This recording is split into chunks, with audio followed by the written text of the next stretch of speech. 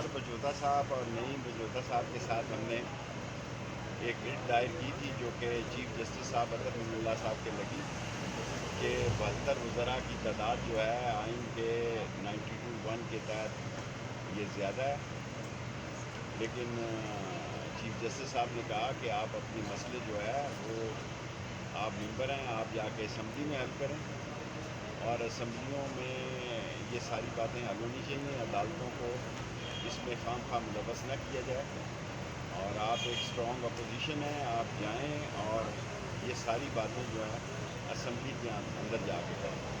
Almost ابھی فیصلہ تو انہوں نے دیا، لیکن میرے خیال میں مسترد دیا ہے ہماری۔ اچھا شیخ صاحب، آپ پہ ذاتی طور پہ اتفاق کرتے ہیں چیف جسٹس صاحب کی اس رائے سے کہ آپ کو اسمبلی میں جانا چاہیے؟ دیکھیں، میں عمران خان کے ساتھ ہوں، راستے میں بھی آپ کو ریکارڈ کرا چکا ہوں، یہ فیصلہ عمران خان کا ہے، میں اس کا اطاعتی ہوں ایک سیٹ کا، اور میں جو عمران خان کہے گا تو جاؤں گا، وہ نہیں کہے گا تو نہیں یہ جاؤں درخواست آپ نے خان صاحب سے پوچھ کے ڈالی تھی؟ گا، نہیں میں نے پوچھا۔ شیخ صاحب یہ بتائیں کہ بات ہو رہی ہے کہ آپ سے لال حویلی جو ہے واپس لی جائے گی، رانا ثناء اللہ، اس حوالے سے بھی اقدامات کرنے جا رہے ہیں۔ لال حویلی، دیکھیں لال حویلی کی چھت ہمارے پاس 3 مرلے کی ہے، جب کچھ نہیں نکلتا تو لال حویلی نکل آتی،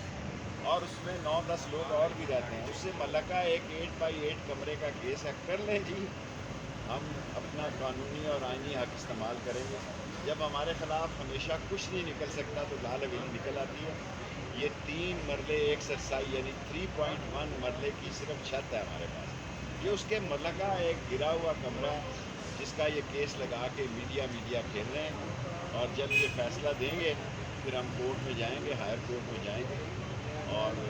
ان چھوٹی چھوٹی باتوں کی ہم پرواہ نہیں کریں۔ شیخ صاحب، لال حویلی کے علاوہ آپ کے پاس فریڈم ہاؤس بھی ہے جہاں پہ الحمدللہ کشمیر کی آزادی کے لیے، کیا ابھی بھی وہاں پہ ٹریننگ جاری ہے؟